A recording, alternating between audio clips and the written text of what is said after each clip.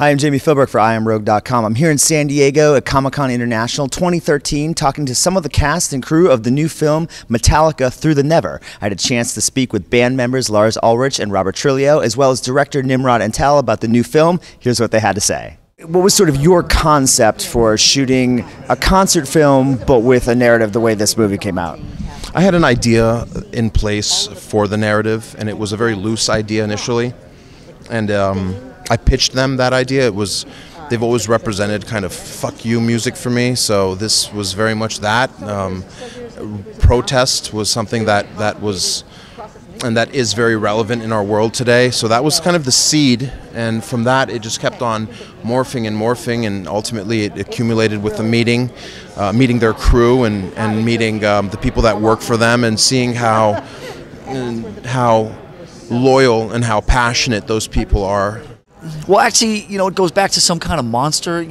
Part of the reason, or the main reason that we felt that film resonated so well, especially in the film community, was because there was kind of a dramatic arc to it. There was a narrative kind of, unwilling narrative as our lives were, sort of unfolding and taking a turn for the worse. But we just wanted to kind of do a different take on a concert film, and we figured that one way of doing that in a movie we had never seen was to kind of make a movie that had a concert and a narrative, and kind of had these two worlds kind of sort of interweave and kind of parallel universes. So, it's a story about Trip, played by Dane DeHaan, and about his escapades as he's, running an errand for the Metallica show, and you follow him closely, and then you follow the Metallica, concert, and it sort of unwinds in real time, and it's unlike anything you've ever seen, and that we're very proud of. It was like, well, if we're going to do this, we want a narrative.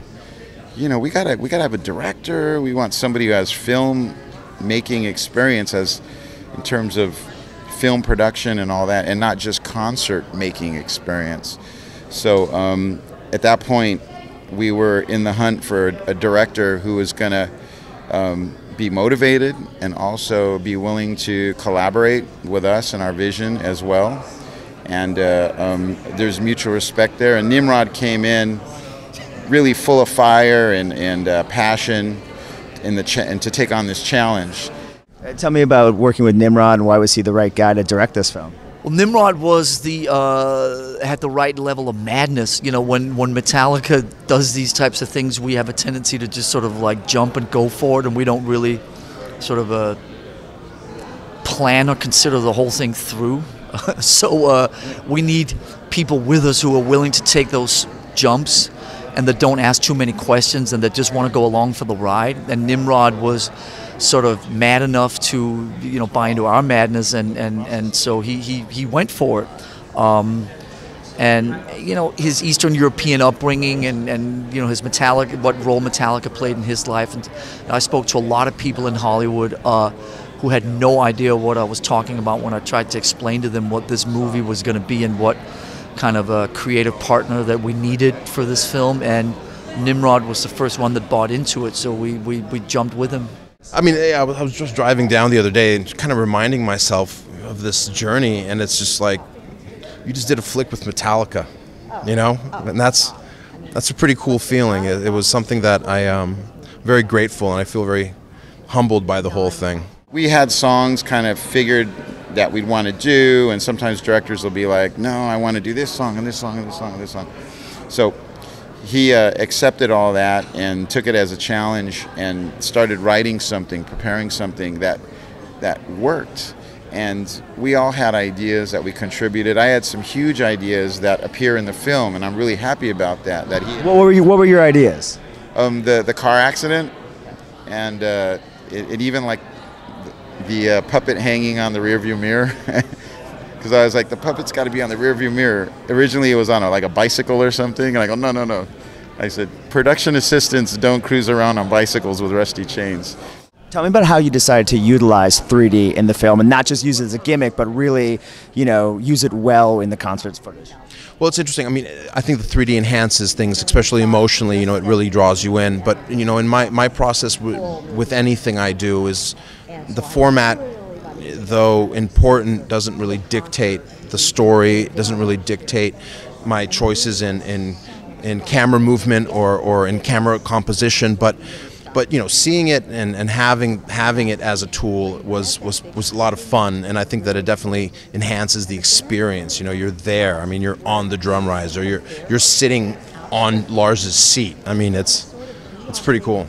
What we're trying to do is create, you know, with the concert stuff, the music stuff, is to create a little bit more of a sense of depth. Most concert stuff that you see has a tendency to be shot from the audience, or kind of sort of from the audience's point of view, looking in, or, you know, looking at the concert. And what we're trying to do is to bring the audience up on stage. And so a lot of the film, or a lot of the music in the film, is shot up on stage. Kind of, you're right there in the drums with me, right next to James as he's singing, kind of all that stuff. And since it's in 360, because we play in the round, all the music stuff kind of has you know, just it's benefited by the added depth that 3D is bringing. That's kind of what we wanted to do. It's not so much about me sticking a drumstick in your eye.